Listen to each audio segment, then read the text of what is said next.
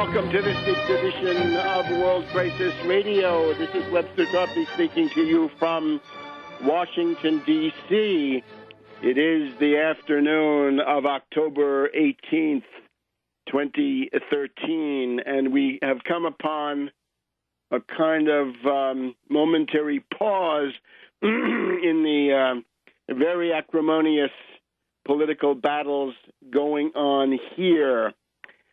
We have had the momentary defeat of the fascist and reactionary factions of the Republican Party, but there is no victory, certainly not a victory for Obama or the Democrats, certainly not a victory for the American people. And we have to remember that the point of view that we use here for analysis of these matters is how to obtain the early extinction, the early obliteration, the early annihilation of the Republican Party. And naturally, that is not a goal in itself. It is only the prelude to the splitting of the Democratic Party into two parts, two factions there too, a Wall Street corporate plutocratic Democratic Party group. It's the heirs of the Clinton New Democrats, the New Democrats, or New Democratic Leadership Council, people from the 80s and 90s on the one hand, but then there is also some kind of populist anti-Wall Street group in the Democratic Party. So we're interested in a two-phase renovation. And notice, this goes beyond what any group could do with its own resources or anything like this.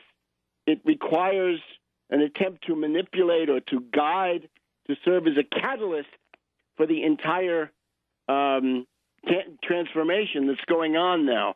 And this, one of the leading vehicles for this, of course, is the Tax Wall Street Party.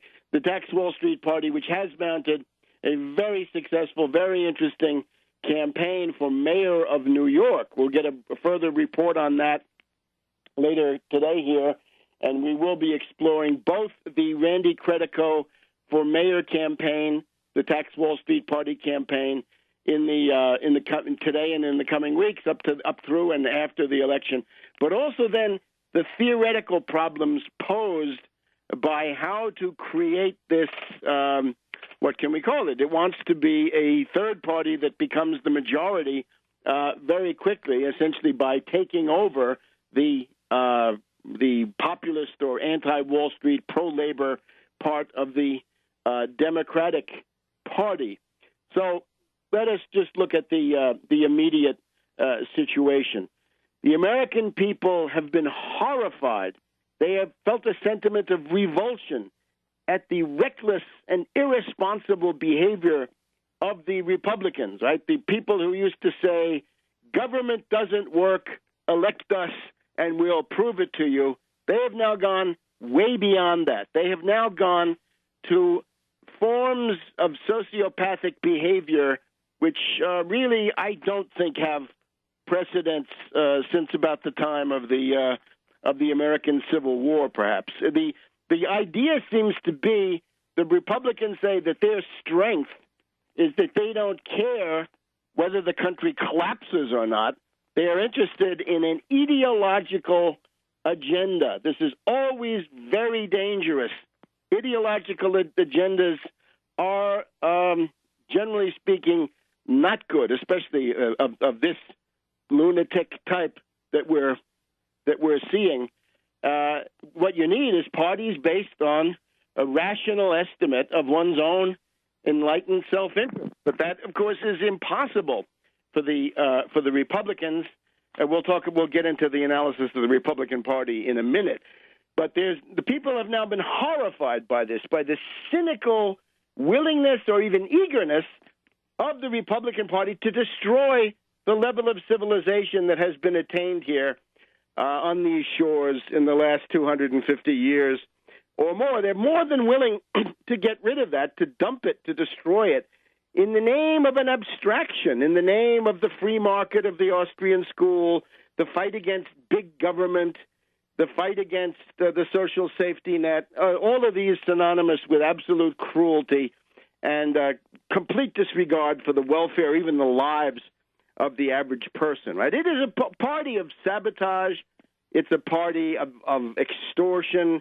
It is a party of anarchists. It's a party of genocide, right? We've talked about the genocidal implications of the Ron Paul attack on the food stamp system in his Restore America budget of, about 2 years ago, October 2011. Ron Paul published that horrifying document. He wanted to cut the total expenditure on food stamps by 2/3. So from $1.50 per person per meal to 50 cents per person per meal. How many will die? Well, we'll see, right? We're still working on our death clock. And the kinds of austerity that are now being proposed are similar. And remember, we are not here to provide alibis for the Democratic Party. It's like 1941, right? If you say Germany first, you got to attack the most dangerous enemy first. Attack the Nazis and leave other kinds of fascism for later. That doesn't mean that you're pro Hirohito or pro-Japanese militarism. No. It simply means that you've got to have a rational estimate of how you fight your way out of a given situation. So the question of, who's worse in these parties, we leave to the academic hair splitters. The point is, how do you essentially transform this system? And, of course, we're always interested in avoiding civil war, since civil war is the worst possible outcome of any political situation. Here's the problem we have now. The federal government is probably going to stay open until February 15th. So we've got 3 months of, what can we say, a pause in the furious attack by these fascist Republicans. Again, the Republicans are always locked into their internal struggle between the traditional old-fashioned reactionaries, bad enough, and the modern fascists led by Ted Cruz, and then brought in with these various barbaric exponents of the Tea Party in the House, the 30 to 40 lunatics who are at the root of the problem. But, of course, behind them, the reason that they have so much clout is the billions of the Koch empire. It's Koch in the same way that Hitler couldn't have been Hitler without the money from ThyssenKrupp, from Schacht, and people like this. This whole Tea Party wouldn't work if you didn't have that Koch money machine, $200 million just to set up this last little crisis, right? So unlimited money thanks to the rats cabal, Roberts, Alito, Thomas, and Scalia over at the Supreme Court. But the problem we have now is the 15th of February. From now to the 15th of February, we remain under Satan sandwich rules, the Satan sandwich of August 2011 when Obama capitulated in a fateful way to these lunatic ideologues.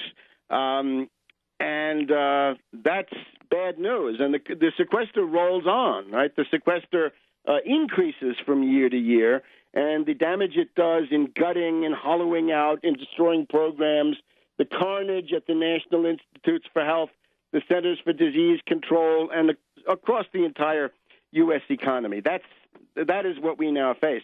Then, of course, remember that the borrowing authority is likely to run out on around approximately January 7th, and that means we've still got a debt ceiling. One of the goals of this crisis was to end the concept of the debt ceiling. No more debt ceiling. It's unconstitutional, and that should have been one of the main goals of any negotiation to conclude this. So we're stuck with the Satan sandwich, the sequester, and the unconstitutional debt ceiling. Back in a minute. Welcome back to World Crisis Radio. Webster Tarpley here in Washington, D.C. So we're stuck with Satan sandwich levels of spending. I think this is the infamous $988 billion in domestic discretionary and related spending. It's a category they throw around. Anyway, it's the 988. Even Obama, right-winger and austerity ghoul that he is, Obama had asked for $1,200 billion. So this is digging down, right? Remember, the level that we're now going to be under is virtually the level of the Paul Ryan, John Birch Society budget, right, of that particular sociopath from the defeated Wisconsin congressman who tried to pull into the White House with Mitt Romney. So we're stuck with those levels, and they are brutal. They are deadly. Austerity kills, and we'll be making that point every week in new forms. And of course, again, Obama asked for $1,200 billion. The Ryan number, I think, was 969. Sorry, and then eventually we're about $20 billion above that. That is absolutely brutal, and unfortunately, we're already hearing the voices of confusion. Right, the petty bourgeois, good government types, the people who are sure that there's a compromise point in the middle between the two parties, and can't they just get along? And you can't get along. I'm sorry to the petty bourgeoisie. When the petty bourgeoisie imagines that there's a point of compromise, what they're usually doing is projecting the interests of the petty bourgeoisie as they see it on that point and urging people to agree on something that will look good to the petty bourgeoisie and help them. It doesn't work that way. You must remember that things have become so skewed, right? In other words, the legal country here, the people who are in Congress and the Senate and the presidency and the executive departments and indeed the media, right, all this stuff, they no longer correspond to the real country, right? This is one of the concepts you get before the French Revolution, that the real country and the legal country are absolutely diverging, right? So that the political institutions are not indeed representative.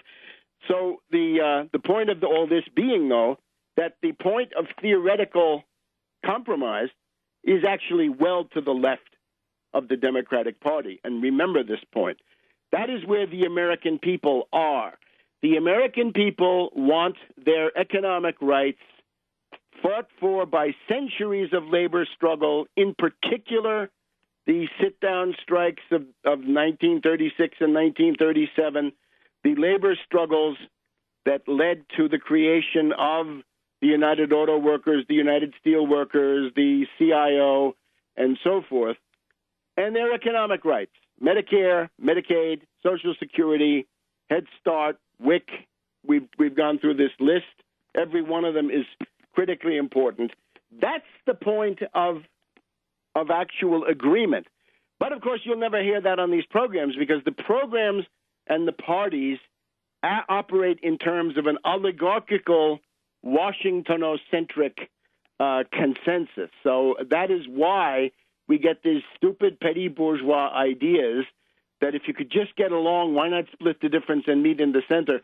That's fine, perhaps, among certain oligarchs, but the American people don't want any part of that. And that ultimately is the root of all the confusion that infects this system. Now, we're getting the petty bourgeoisie coming forward once again, working for people like Peter Peterson and God knows the rest of them, right? The various austerity ghouls and deficit hawks.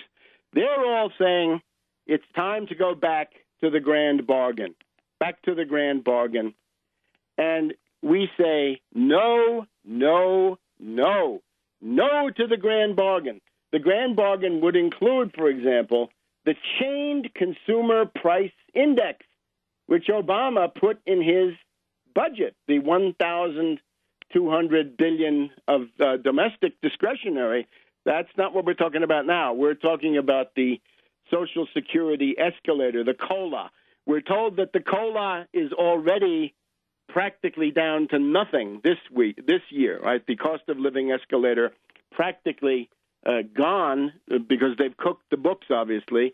So this is, if you want to look for government malfeasance, look at it here, that there's an oligarchical consensus that there should only be tiny increases in the cost of living escalator, which then affects the veterans benefits, disability benefits, and a slew of other important benefits upon which various people's lives depend always.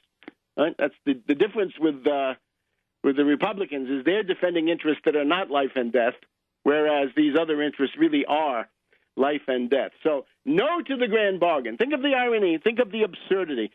The Democratic Party and Obama were telling us last week that the Republicans were anarchists, that they were extremists, that they were right-wing radicals, liars. What else can we say?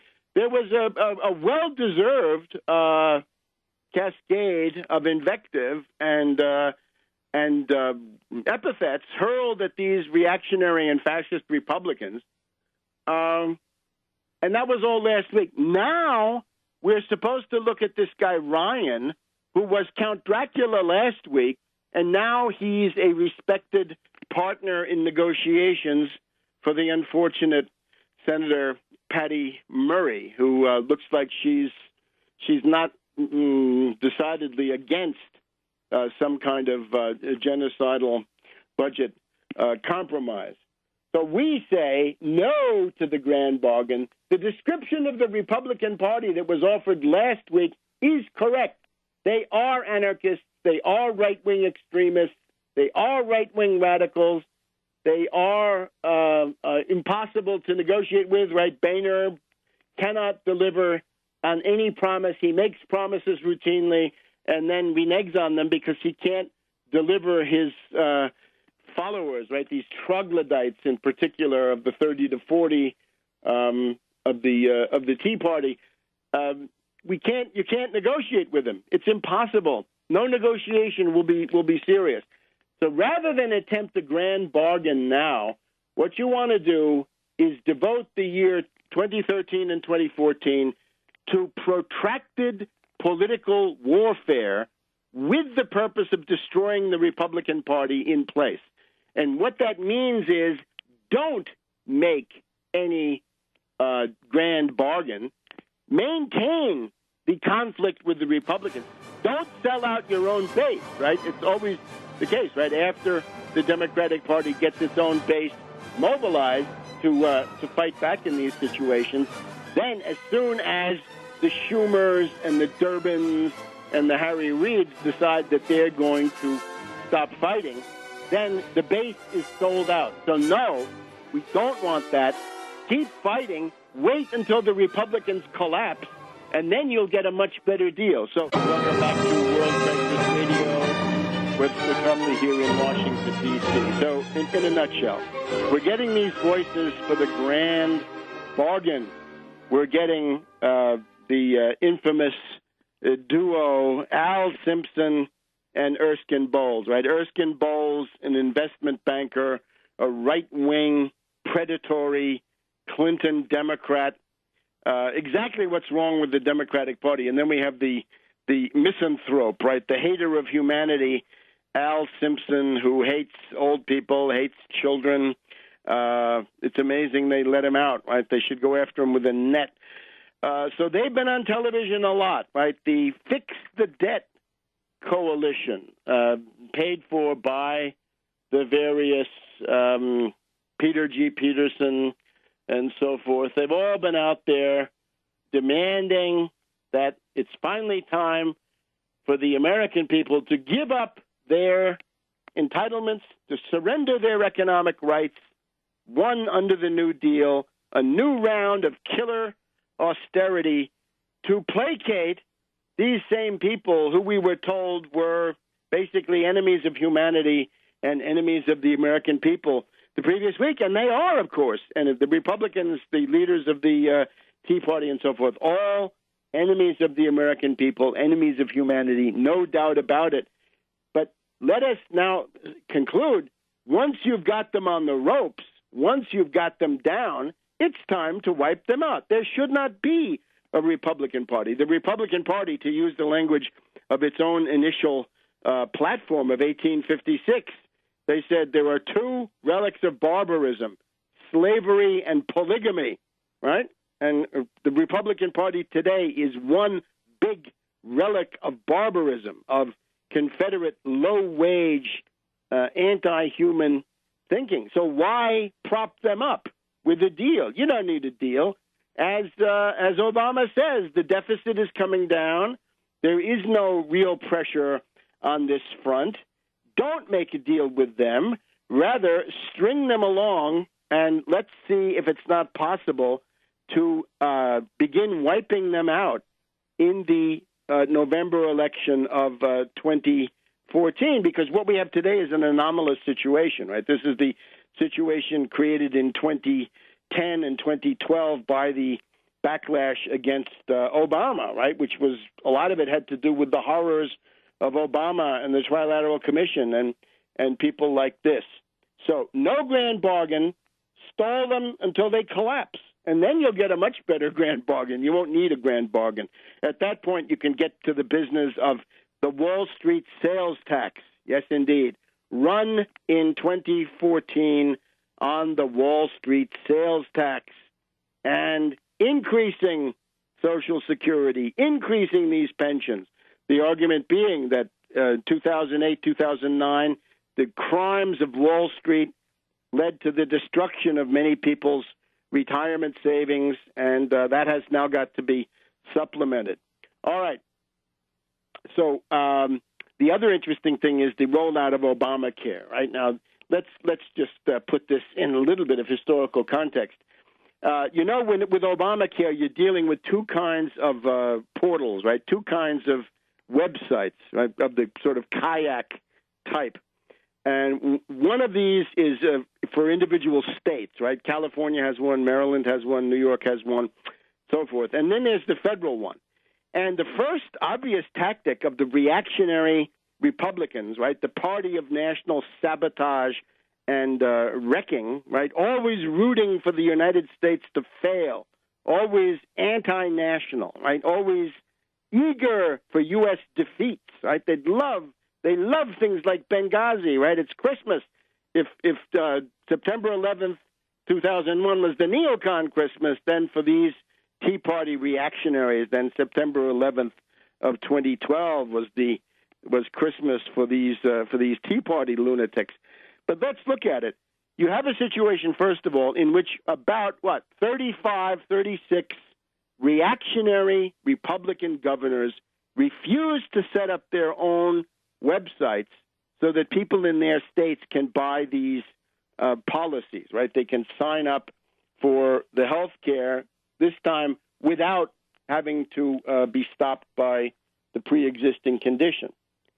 So I would say, first of all, if the one, and it means that 35 states all go to one federal exchange, The general idea is that the websites set up for individual states are working on the whole well, with some exceptions. In other words, California doing quite well, Kentucky doing quite well, some other states not so well. But this is sort of within the boundaries of normalcy, I guess you'd say, of the statistical likelihoods of these things happening. But the obvious thing is sabotage, a denial of service attack. I must say, this was quite a day here on National Pentagon Radio on the Diane Rehm show. It turns out for the first time in their lives, these center garks, or left-of-center garks, I guess, of National Public Radio, are willing to entertain the idea of a conspiracy. Is it true that we find now that Diane Rehm has been hearing all week that the difficulties of the exchanges are a conscious, deliberate, organized plot, a conspiracy by the reactionary Republicans to do denial of service attacks, to overload them, to sabotage them, and so forth? I would add the other obvious thing is infiltration of saboteurs and wreckers, right? Sabotaging the United States is the stock in trade of these Tea Party and other Republicans. So I would say, First, look at the governors who refused to create the exchanges for their own states, right? Meaning the 35 states, some of them quite large, Texas and all this. That all goes to one federal exchange, which is obviously then vulnerable to overloading. How about infiltrating in some of these sort of autistic types who, libertarians, right? Maybe Peter Thiel had some friends from the libertarian camp who decided to go to work for these exchanges, and maybe they saw that things were not quite right, and they made sure that they stayed wrong. Something like this. What do I know? I don't know, but that's certainly within the realm of possibility. And then a denial of service attack. Now, remember who you're dealing with. Karl Rove, Koch. If the Koch brothers were willing to spend $200 million in order to get this crisis going, right, in order to shut down the government, and they hoped get close to defaulting, the national bankruptcy of the United States, right, to shut down federal borrowing by the method of bankruptcy, right, an extra-legal procedure. Is anybody seriously going to argue that the Karl Roves and Koch brothers of the world would be, indignant if they were told that, if they were asked, right, hey, did you have anything to do with the way this stuff failed? Did you have a hand in it? Was there any inspiration from you? And I'm very interested to see that all of our libertarian friends, all the reactionaries who now call themselves libertarians, there's never a hint that that could be the case. Oh, no. This is all sociological phenomenon. This is all authentic, right? There is no other level, right? There is no a possibility of delving beneath the surface of events, right, to find out. It's all a coincidence, or better yet, it's because Obama is incompetent. The other thing I would say about this is the people who built these exchanges, right, these portals, that's the private sector. Those are all government contractors now. There's no government department that has a computer science capability.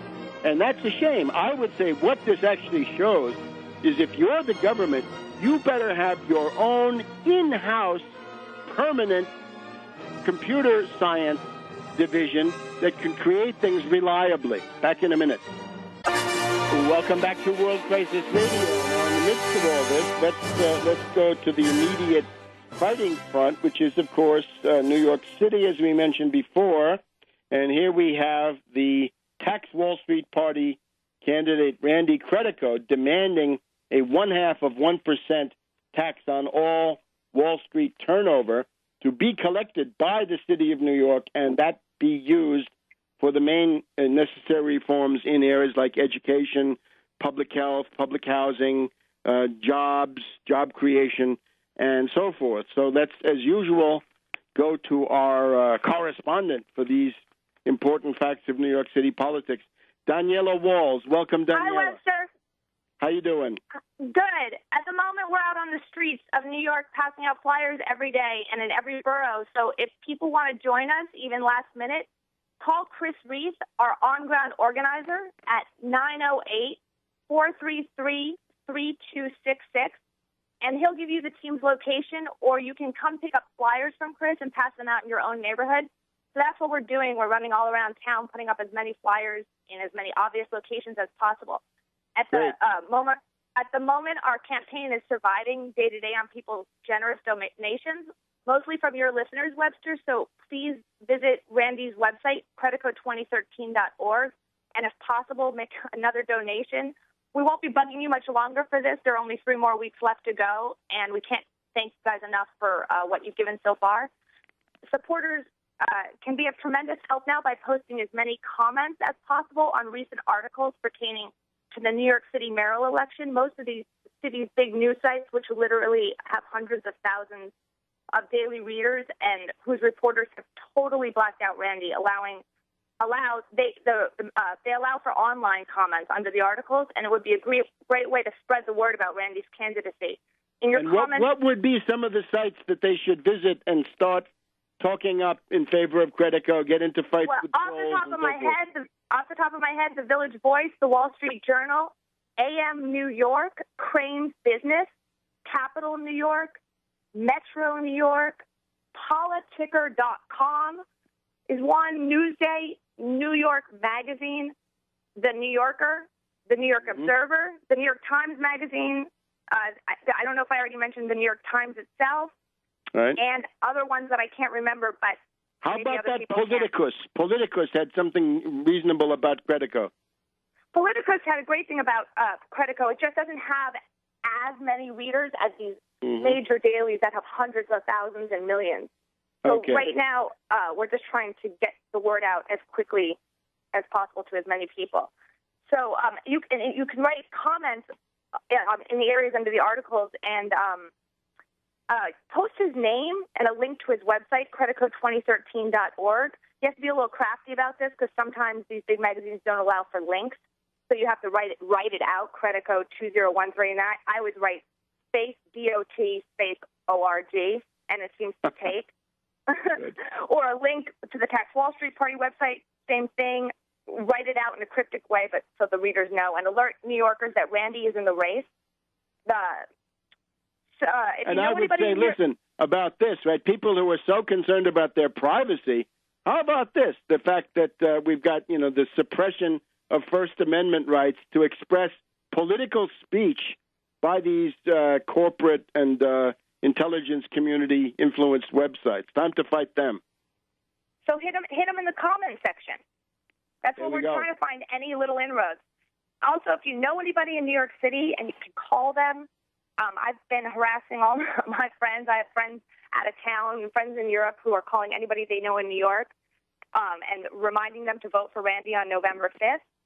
The bottom line is that we need to reach as many New Yorkers as possible between now and November 5th. That's 3 weeks.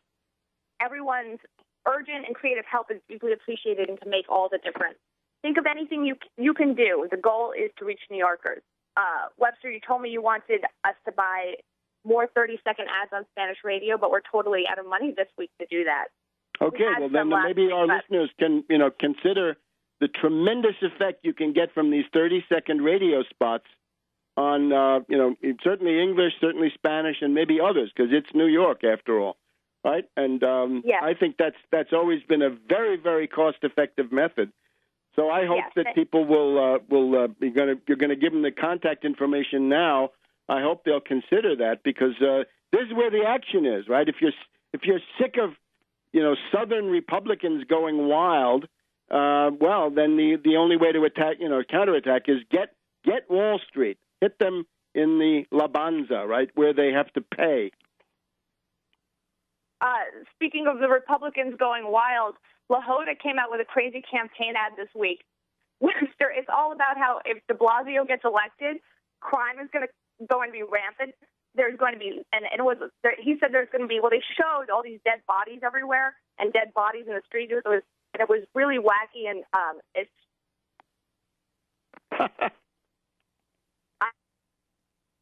Daniela, you're breaking up a little bit. Maybe you just want to repeat that last sentence. Hello. Okay, we're having a little bit of technical difficulty, but you get the idea. Now, I also want to repeat what we began talking about last week, right? The Daily Beast, right? These decadent characters, right? I think it's still what's her name there? The British woman who loves the royal family so much, Tina Brown. They're running a story. Hang on, I've just got to give you a lead-in now.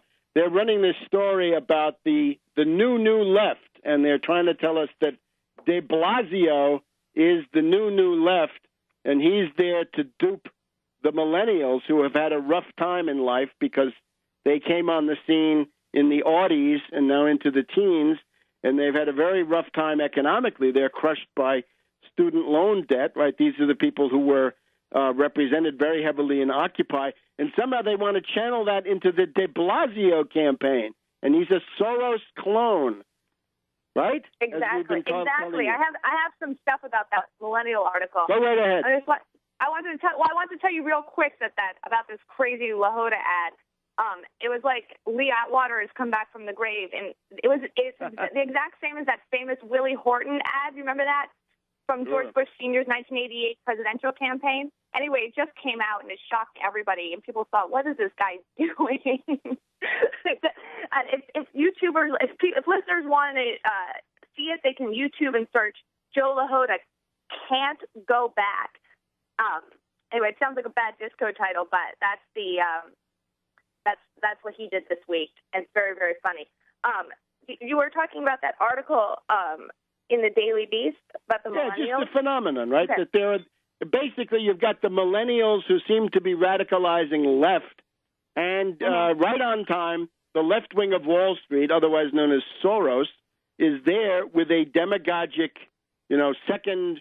It's like going back for a second bite at the Obama apple. So you've got somebody who's got some vague leftist, ultra-leftist coloration, and you're supposed to support them. But in reality, this is just more of the same Wall Street class dictatorship. Well, Soros and his ilk do market studies on this stuff, right? And they know this demographic is coming. So all they're doing is trying to co-opt this energy.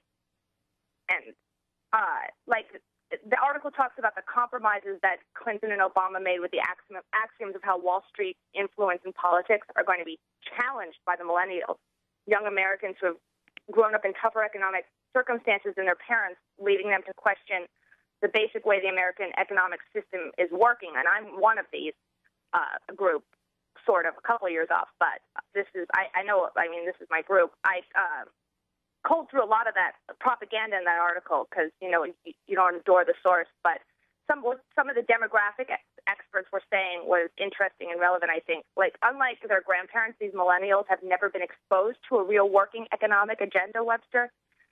That's the economic agenda that you've written in your 5-point plan and that we have at the Tax Wall Street Party. But they've never been exposed to it. Occupy never had that. Right. Occupy, of course, was designed to trap them in a hopeless, blind alley. And the other thing about these so-called millennials is that they've never seen actual left opposition. They've never seen militant trade union action combining with political strikes and things like this. All stuff that's on the agenda for now. Daniela will be back in just a second. We got another 10 minutes, and we're looking forward to hearing more from you. Back in a minute on World Crisis Radio.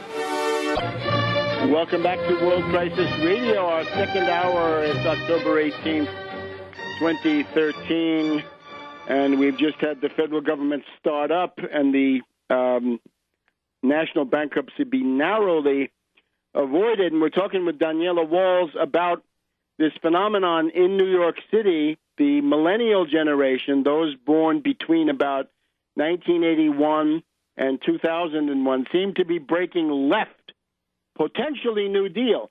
But, of course, what does left mean to them? What's the content of left?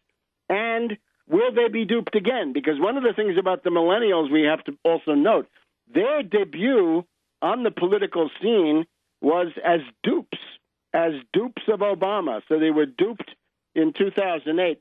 They were much less duped in 2012. So are they evolving towards a greater sense of reality? And this is exactly where the Tax Wall Street Party wants to intervene. We want to give them an alternative to the de Blasio campaign controlled by Soros. And, of course, we can't compete with Soros's millions and billions, but what we can do is to try to recruit cadre, organic mass leaders who can see the fraud and the swindle that's going on, right? There were the fraud and the swindle that was unfortunately used to destroy Occupy Wall Street, and now these people are supposed to be locked in for another decade into the de Blasio machine. So tell us more, Daniela. We are looking for cadre. We have a social network that we set up for founders. It's a private network, and if you'd like to be invited, please email me at taxwallstreetparty@gmail.com.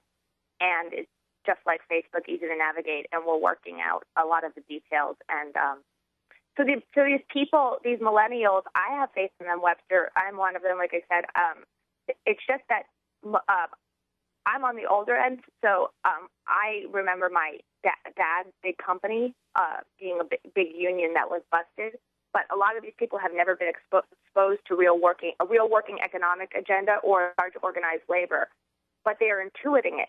And Occupy never had anything organized. And that is where the Tax Wall Street Party can come in now and fill this void, giving them economic fundamentals to allow them to hopefully have at least the same sort of working lives their parents had, and hopefully even better.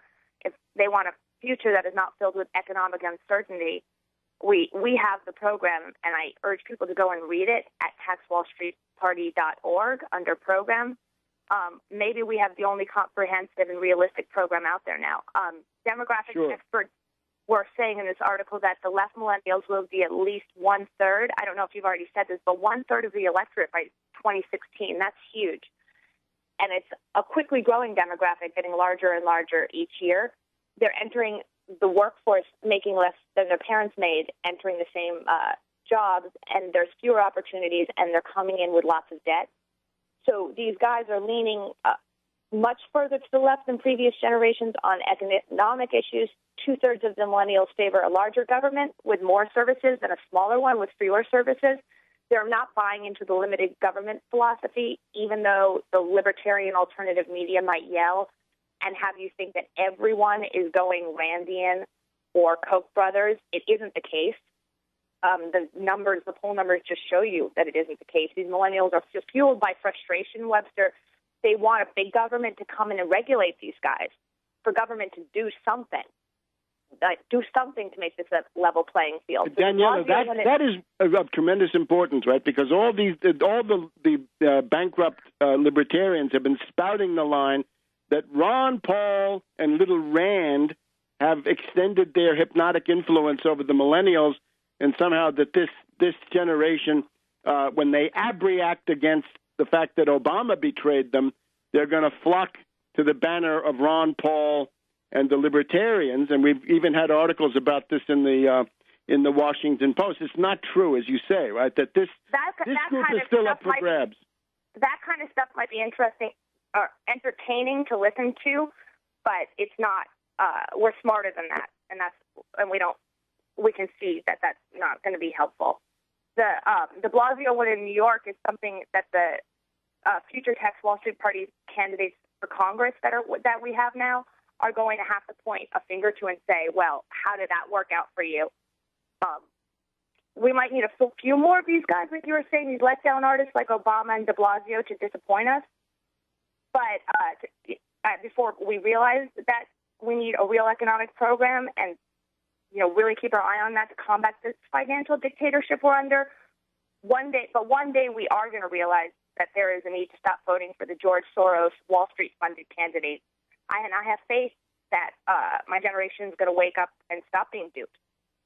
This favoring a bigger government hasn't happened since FDR. It's getting easier to think big government is the enemy. In some cases, with the growing police state stuff and the Monsanto stuff and all the wars. But that's our government, Webster, usurped by Wall Street and private interests and private contractors. A lot of this NSA stuff is private contract stuff. Sure. What the millennials coming in are interested in is the good stuff, like massive public works programs and infrastructure spending. They are much more pro-union than we've ever seen before, and that's interesting. Not being exposed to big unions. That's just interesting that they're intuiting that too. And it is our job now at the Tax Wall Street Party to educate them about a national bank and expanding public credit through a nationalized Federal Reserve to make these things a reality. They also favor single-payer health care. Increasing the minimum wage is a big one because a lot of them are making close to the minimum wage or the minimum wage. Right. Zero or low-interest student loans financed by the Federal Reserve because we're all in student loan debt, and a big overhaul in regulation. They more than anybody want the government to come in, and this is why I use the word big government, which is fearful to some people, but they want the government to come in and start a meaningful regulation of these financial markets.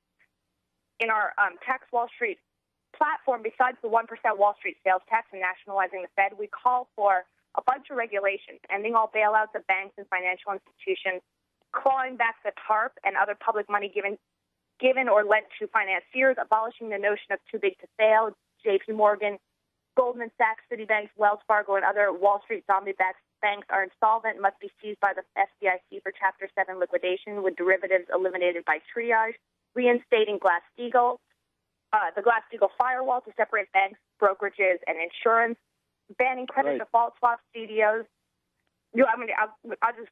Structured investment vehicles, commodity index swaps, and exchange-traded funds based on synthetic commodity futures, setting up a 15% reserve requirement for all OTC derivatives, setting a 10% maximum rate of interest on credit cards and payday loans, restore state and federal anti-usury laws, ban adjustable rate mortgages, re-regulate commodities markets with 100% margin requirements, position limits, and anti-speculation protections for hedgers, and protect consumers to prevent oil, gasoline, food price spikes, and restore individuals. Chapter 11. You've covered most of the bases, just about all of them. Yeah, I just did cover all of the regulation I covered. So, sorry if I rambled. I just wanted to get that out there. Hello? Yes, keep going. Okay. Keep going. So there's a new trend starting in America of centrist politicians being presented by the media as progressive, right? So we had that with Obama, who was a centrist. Now we have that with de Blasio. They're presenting them more and more as more and more progressive or further to the left. We're seeing that with Janet Yellen and Cory Booker are being presented to the public as progressives. They pander to the left on the social issues, but are ultra-right in terms of their economics. Right. All the emphasis on social issues steals attention from bankers, and our Tax Wall Street Party, Webster, attacks bankers, and only bankers. Whatever your social issues are, that's your business. Our business is recovering the economic rights of the American people. Randy has an economic policy that is legitimately progressive. That is the difference between Randy and de Blasio, where everybody perceives de Blasio as progressive and left-leaning. His economics really are not. Okay. So we're gonna what can we say? We're gonna recruit some of the smartest people who can see through the fraud of de Blasio and go on from there to have a national Tax Wall Street Party. We'll see you next week, Daniela. Come join us. TaxWallStreetParty@gmail. Email me. Thank you, Webster. Okay, and we'll be back in just a minute on World Crisis Radio. Welcome back to World Crisis Radio. Webster Tarpley here in Washington, D.C. Now, we're going to take the rest of our program to talk about the sociological phenomena that we have seen. One of the effects of the debt crisis, right, the artificially created government shutdown, right, a gambit of these reactionary to fascist Republicans, and then of the threat of national bankruptcy, of the first default in U.S. history. This has shocked people into asking themselves, what is this Republican Party? Why do we have this? Where do these people come from? From under what rock do they crawl? And, what are we going to do about this, right? And then there's also a broader question of U.S. sociology. I would say for some people it also includes this question about the party system at any given time, the party realignment, and similar factors, right? How the various groups inside the Republican Party don't get along. Let's just do that part first. And you'll see that there are several levels of analysis. There is, of course, demographics, and then there's this generational stuff. Let me just caveat the generational stuff. The most important influence, and I say influence, it doesn't determine, but it influences. It impels, but it does not compel. The most important influence on people is class, socioeconomic class, political class, things like this. Generational considerations are there, but it is important to see that various Wall Street financiers, and we're going to see some in a minute, various Wall Street financiers are interested in convincing you of the validity of generational analysis over class analysis. They would say generation analysis trumps class analysis. Well, no. Class analysis is still primary, even though we obviously want to keep our eyes open and accept whatever important insights we can get from this generational stuff. And then we just have to look at various opinion groups. So we basically have a multi-leveled analysis of what's going on. The most obvious thing is this now.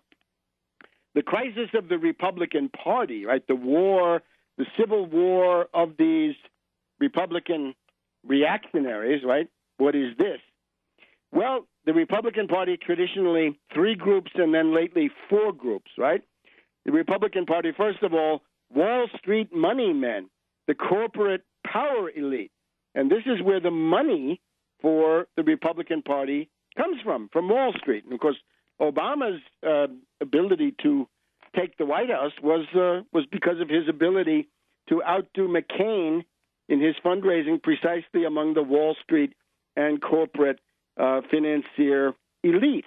So that's number one.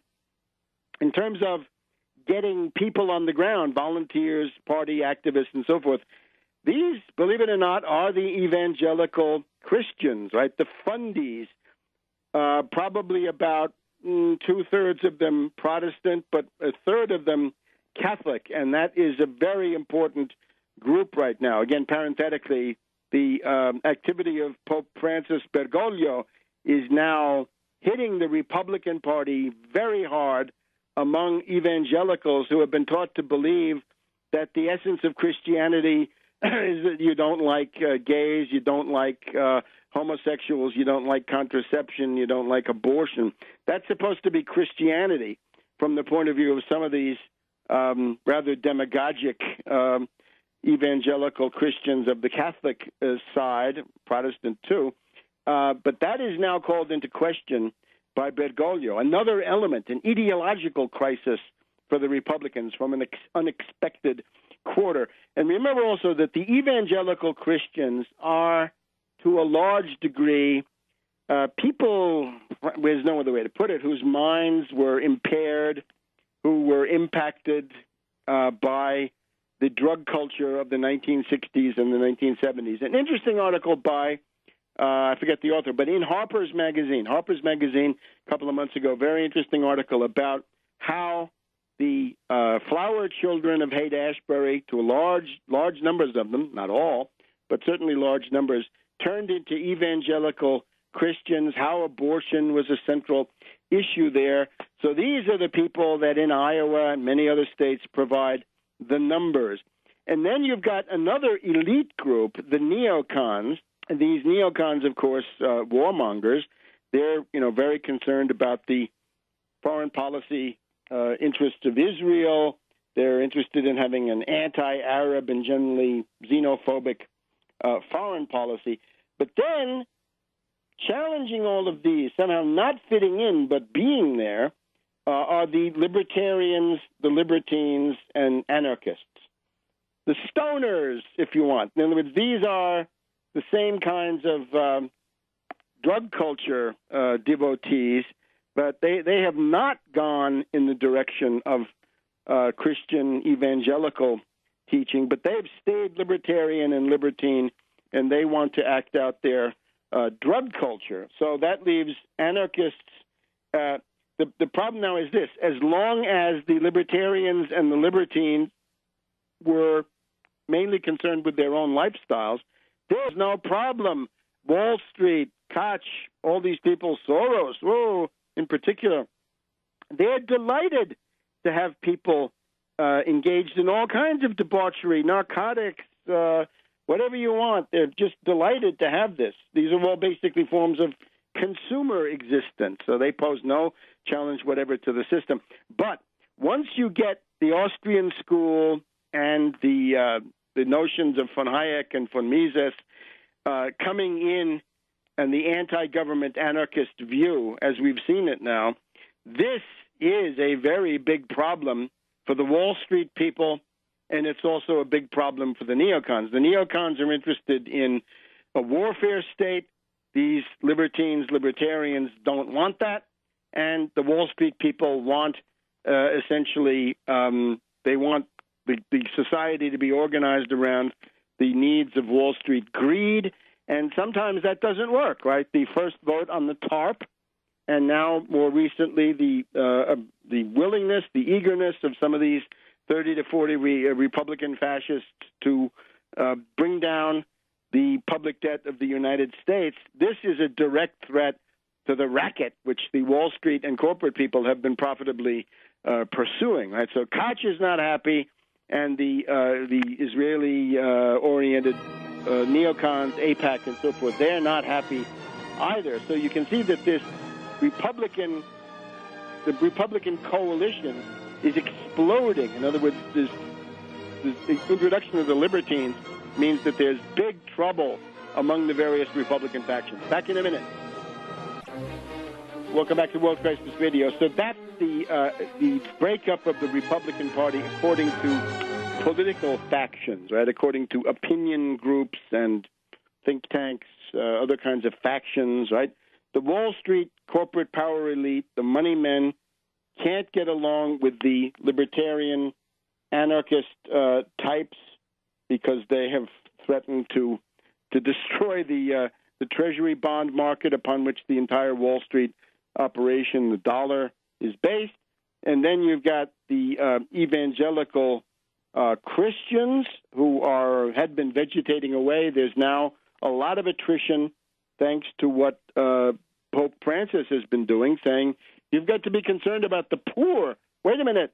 These are the evangelical Christians. They're not interested in that. They want to hear vindictive Jeremiads against gays, abortion, contraception, and all the rest of it. Right. So that part is in crisis. And again, these people are they've battened on to a very strange version of Christianity. Then, of course, the neocons, the warmonger group, they can't get along with those libertarian libertines either, and the anarchism and the anti-war sentiment. So this is all in the process of breaking up. Now, that's opinion, right? Those are the opinion group. Now, remember, as I said before, the Strauss-Howe, and those are the two people who did this, the Strauss-Howe analysis is a system of manipulation and, above all, of getting people to buy things. And remember, Peter G. Peterson, this bum, is the main austerity ghoul. He was the head of Lehman Brothers. He was the head of the New York Fed. He seems to have been responsible for putting Geithner in there as president of the New York Fed. This is a very bad thing, but with Peterson, he has tried to instill into this class analysis this idea you can say whatever you want, but when you get to the baby boomers, make it clear that their historical task is to commit suicide, right, Harry Carey, by demanding that their Social Security, Medicare, Medicaid, and so forth be taken away. Because according to this Peterson, the cause of the 2008 and every other financial crisis is that the government debt is too big, and the reason for that is the New Deal entitlements. So this is the fundamental class consciousness of the Wall Street financier elite. And if you are going around saying, if you're parroting this line, down with Social Security, Medicare, Medicaid, this is dependency, food stamps are slavery, congratulations, you're working for Peter G. Peterson of Lehman Brothers and the New York Fed, even though you're probably too dumb to realize that fact. So now we're left with these generations, right? The baby boomers, well, the great moment there was the opposition to the war in Vietnam. Actually, before them, we have the silent generation, right? Born between, 1925 and 1945. The silent generation, heavily impacted by McCarthyism, driven into silence by the climate of ideological terrorism and fear from that Wisconsin senator, whose background is very similar to Paul Ryan's, and who actually looked very much like Cruz. So the silence, the baby boomers. And again, I want to stress, the principal category of interpretation is class. But again, you don't want to close your eyes to whatever benefit this generational analysis can bring. The Xers born between the Kennedy assassination and the beginning of the Reagan presidency, 63 to 81. There's a time of complete chaos, breakdown of society. They are the abreaction in many cases against that. And as has been pointed out, the Xers, those born between 63 and 81, they support wars. They have a social Darwinist weakness, let us say. They supported the Iraq War, #1, the Gulf War, the Afghan War, the Iraq War. Number two, they somehow have seen the world as a jungle, and this has infected them with that idea. So this is a problem. They're similar to the lost generation, right? The lost generation were the people who fought in the trenches of World War I and then ended up, some of them ended up in Paris in the 1920s. A lot of them, like Mussolini, Hitler, and so forth, ended up in the fascist movements of Europe. All right, now, in terms of class analysis, class this time, what we see in the Republican Party is, as I said last time, the petty bourgeois middle class, the people who have been frightened, impacted, impoverished, they fear losing their lifestyle as a result of the 2008-2009 world derivatives panic. This is the principal group of the Tea Party. The Tea Party is largely brokers, stockbrokers, insurance brokers, real estate brokers. They are therefore people who are attached to the lower extremities of the finance capital system, and they feel threatened. The system is not working for them. They feel that it should. They have a right, they would say, to continuing remuneration, right? They're afraid of losing their status, precipitating into the working class or lumpen proletariat. They're radicalized to the right by fear, and you got to have some compassion for them, but this stuff gets ugly pretty fast. There's also the question of veterans, right? People who have spent a lot of time qualifying for Pentagon TRICARE and don't want to see other people elbowing their way in there and taking any or undermining any of that coverage. That's the Tea Party. It is poujadisme, if you will. It's the petty bourgeoisie terrified by the crisis, moving right, blaming ethnic groups quite frequently, and otherwise, not capable of coming up with a real analysis of this situation. Now, that leaves the millennials that we talked about before, and the hope is that the millennials may be radicalizing left. Again, the debut of the millennials was to be duped by Obama in 2008. Some of them then, I think, went for Obama in 2012 with fewer illusions, maybe more realistically saying, well, Romney is worse. Yeah, Romney was worse, so that's not so bad. And in 2008, they would argue there was no alternative. This is the youth bulge that the CIA has been aware of. This is the Arab Spring, and the whole WikiLeaks phenomenon was designed. It was tailored to try to reassert ideological control over this youth bulge. And again, the problem is if they're radicalizing left, what do they think of as left? Is it gay rights, gun control, whatever it is? In other words, is it the old wedge issues being played in reverse? Or starting from the fact of economic hardship, right, of the $1 trillion of student loans, it can be pro-labor. So the millennials show important pro-labor tendencies. They are not anti-government. They're open and even sympathetic to what would be called big government by the reactionaries. Interestingly, the millennials don't like Ted Cruz. They don't like the Tea Party. Those people are bigots, right? They're fanatics. They're ideologues.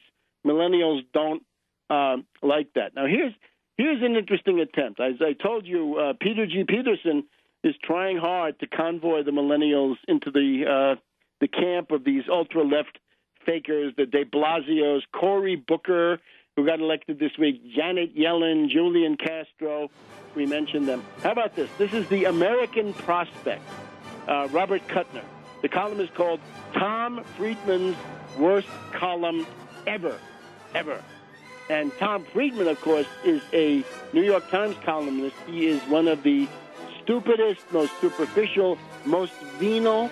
He's for sale, supported the Iraq War, absolutely for attacking Iraq until that became unpopular and then found a reason. Welcome back to World Crisis Radio. Webster Tarpley here in Washington, D.C. You know, at any given time, the talking heads on cable television and even network discussion programs have a repertoire of maybe 25, 30 different prepackaged lines that they incessantly repeat.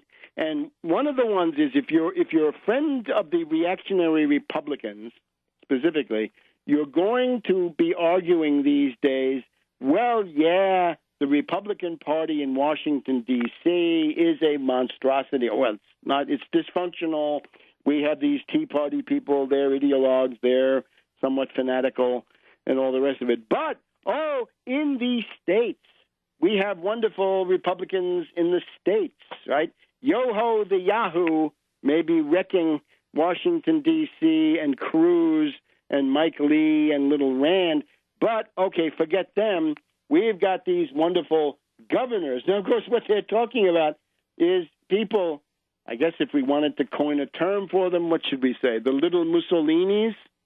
I guess we better save the greater comparison for some later time when we may need it. But the little Mussolinis, and of course it means the union-busting Governor Walker of Wisconsin, the union-busting Mitch Daniels of Indiana, the dictatorial union-buster Snyder of Michigan, Kasich of Ohio, who was dealt a significant rebuff in a referendum in the 2012 November elections, and you get the idea.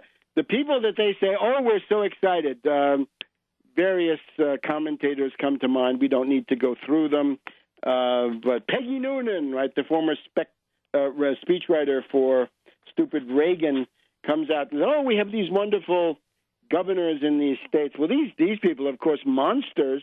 And those comparisons are brought out because most people don't know the horrors of living under Scott in Florida or Kasich or Walker or Mitch Daniels, now replaced by Pence. Pence, of course, coming from precisely this group of extremist anarchists in the House Republican caucus. So forget about that, right? Forget the idea that the Republicans have some tremendous pool of talent among the governors. Those guys have made records which I would say it's going to be, and Christie, of course, union buster, looting of schools and all the rest of it. It's going to be very hard to turn to them. But let's continue with our analysis. Now, demographically, we know the upshot, right? It is that the Republican Party is not favored by the percentage growth of Latinos and Asian immigrants in the U.S. population. Let's just explain why, right? We have these party alignments or party systems. We had the New Deal party alignment from 1932 to 1968.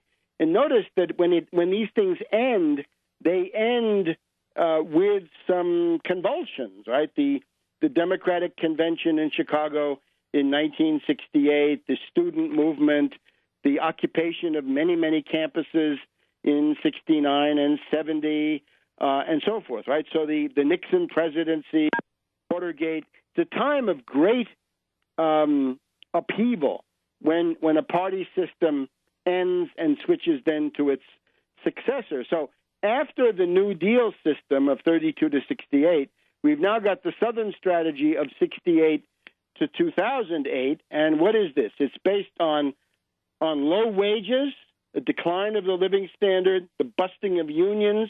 It also sees the United States losing all the foreign wars, maybe winning in some abstract sense, overthrowing Saddam Hussein, but nevertheless a war which most people would say was absolutely lost. So basically a time of domestic and international failure, right? No glory, only defeat, debacle, decline, and so forth. The demographic basis of the Southern strategy was this.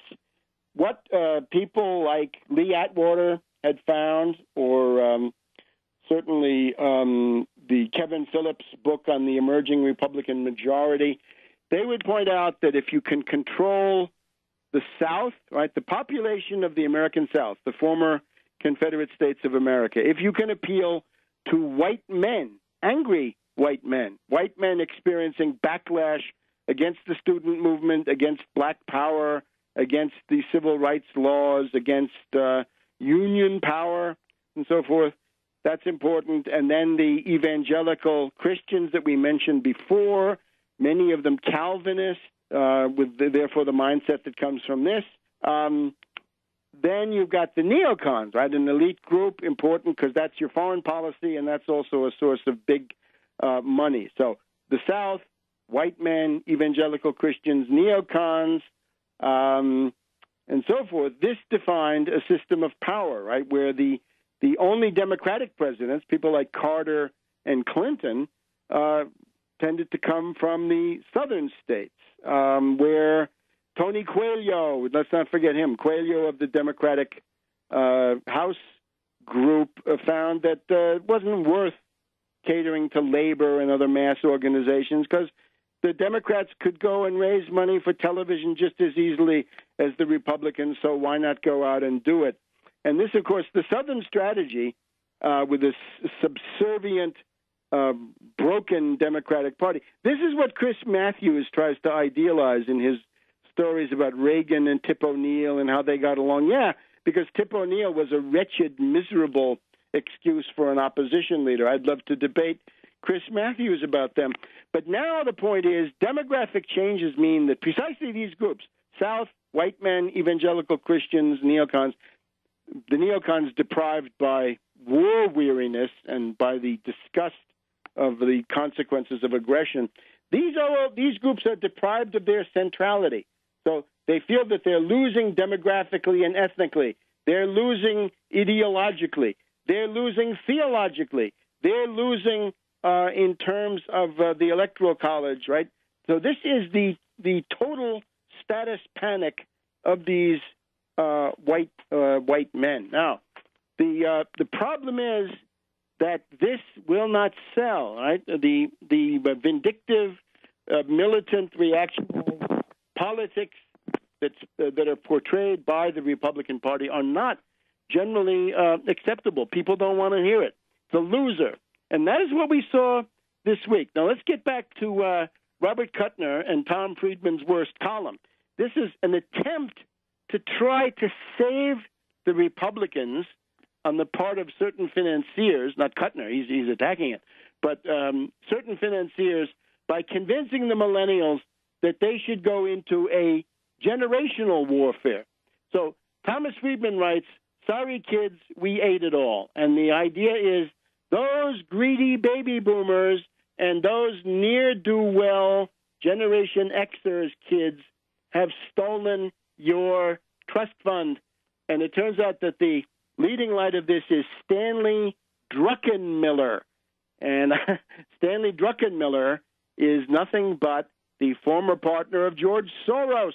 And back in the 1995-96 government shutdown, Druckenmiller, I called him Drunkenmiller, Drunkenmiller, hedge fund billionaire, predator, hedge fund hyena, just like Soros, he, as Kuttner says, he has now he's appointed himself as the Paul Revere of deficit reduction. And he goes to campuses and he says, kids, they're stealing your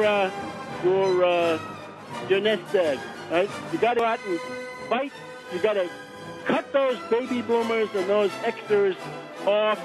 And the champion of the millennials is Stanley Druckenmiller. And of course, the debt that he's interested in talking about is government debt. Never talks about student loan debt. Got no solution for that. And he wants to tell you that the enemies are seniors, Wall Street, and unions. And you tell me which of those three doesn't fit with the others: seniors, Wall Street, and unions. So watch out for Soros. Watch out for his old partner, Druckenmiller. Watch out for these people. And we'll see you next week on World Crisis Radio.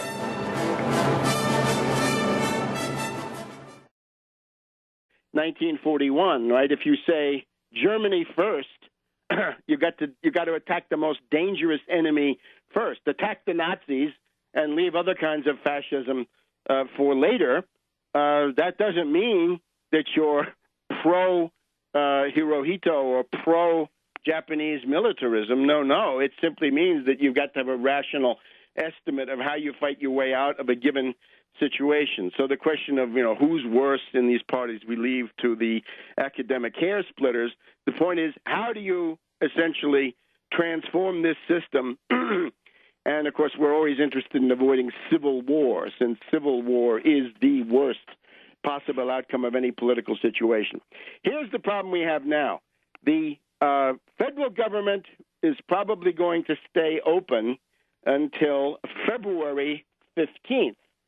So we've got 3 months of, what can we say, a pause in the furious attack by these fascist Republicans. Again, the Republicans are always locked into their internal struggle between the traditional old-fashioned reactionaries, bad enough, and the modern fascists led by Ted Cruz, and then brought in with these various barbaric exponents of the Tea Party in the House, the 30 to 40 lunatics who are at the root of the problem. But, of course, behind them, the reason that they have so much clout is the billions of the Koch empire. It's Koch in the same way that Hitler couldn't have been Hitler without the money from ThyssenKrupp, from Schacht, and people like this. This whole Tea Party wouldn't work if you didn't have that Koch money machine, $200 million just to set up this last little crisis, right? So unlimited money thanks to the rats cabal, Roberts, Alito, Thomas, and Scalia over at the Supreme Court. But the problem we have now is the 15th of February. From now to the 15th of February, we remain under Satan sandwich rules, the Satan sandwich of August 2011, when Obama capitulated in a fateful way to these lunatic ideologues. And that's bad news. And the sequester rolls on, right? The sequester increases from year to year, and the damage it does in gutting and hollowing out and destroying programs, the carnage at the National Institutes for Health, the Centers for Disease Control, and across the entire U.S. economy. That is what we now face. Then, of course, remember that the borrowing authority is likely to run out on around approximately January 7th, and that means we've still got a debt ceiling. One of the goals of this crisis was to end the concept of the debt ceiling. No more debt ceiling. It's unconstitutional, and that should have been one of the main goals of any negotiation to conclude this. So we're stuck with the Satan sandwich, the sequester, and the unconstitutional debt ceiling. Back in a minute. Welcome back to World Crisis Radio. Webster Tarpley here in Washington, D.C. So we're stuck with Satan sandwich levels of spending. I think this is the infamous $988 billion in domestic discretionary and related spending. It's a category they throw around. Anyway, it's the 988. Even Obama, right-winger and austerity ghoul that he is, Obama had asked for $1,200 billion. So this is digging down, right? Remember, the level that we're now going to be under is virtually the level of the Paul Ryan, John Birch Society with its own resources or anything like this. It requires an attempt to manipulate or to guide, to serve as a catalyst for the entire transformation that's going on now. And this, one of the leading vehicles for this, of course, is the Tax Wall Street Party. The Tax Wall Street Party, which has mounted a very successful, very interesting campaign for mayor of New York. We'll get a further report on that later today here, and we will be exploring both the Randy Credico for mayor campaign, the Tax Wall Street Party campaign, today and in the coming weeks, up through and after the election, but also then the theoretical problems posed by how to create this. What can we call it? It wants to be a third party that becomes the majority very quickly, essentially by taking over the populist or anti-Wall Street, pro-labor part of the Democratic Party. So let us just look at the immediate situation. The American people have been horrified. They have felt a sentiment of revulsion at the reckless and irresponsible behavior of the Republicans, right? The people who used to say, government doesn't work, elect us, and we'll prove it to you. They have now gone way beyond that. They have now gone to forms of sociopathic behavior, which really I don't think have precedents since about the time of the American Civil War, perhaps. The idea seems to be the Republicans say that their strength is that they don't care whether the country collapses or not. They are interested in an ideological agenda. This is always very dangerous. Ideological agendas are, generally speaking, not good, especially of this lunatic type that we're seeing. What you need is parties based on a rational estimate of one's own enlightened self-interest. But that, of course, is impossible for the Republicans. And we'll get into the analysis of the Republican Party in a minute. But the people have now been horrified by this cynical willingness or even eagerness of the Republican Party to destroy the level of civilization that has been attained here on these shores in the last 250 years or more. They're more than willing to get rid of that, to dump it, to destroy it, in the name of an abstraction, in the name of the free market of the Austrian school, the fight against big government, the fight against the social safety net, all of these synonymous with absolute cruelty and complete disregard for the welfare, even the lives of the average person, right? It is a party of sabotage. It's a party of extortion. It is a party of anarchists. It's a party of genocide, right? We've talked about the genocidal implications of the Ron Paul attack on the food stamp system in his Restore America budget of, about 2 years ago, October 2011. Ron Paul published that horrifying document. He wanted to cut the total expenditure on food stamps by 2/3. So from $1.50 per person per meal to 50 cents per person per meal. How many will die? Well, we'll see, right? We're still working on our death clock. And the kinds of austerity that are now being proposed are similar. And remember, we are not here to provide alibis for the Democratic Party. It's like, welcome to this edition of World Crisis Radio. This is Webster Tarpley speaking to you from Washington, D.C. It is the afternoon of October 18th, 2013, and we have come upon a kind of momentary pause in the very acrimonious political battles going on here. We have had the momentary defeat of the fascist and reactionary factions of the Republican Party, but there is no victory, certainly not a victory for Obama or the Democrats, certainly not a victory for the American people. And we have to remember that the point of view that we use here for analysis of these matters is how to obtain the early extinction, the early obliteration, the early annihilation of the Republican Party. And naturally, that is not a goal in itself.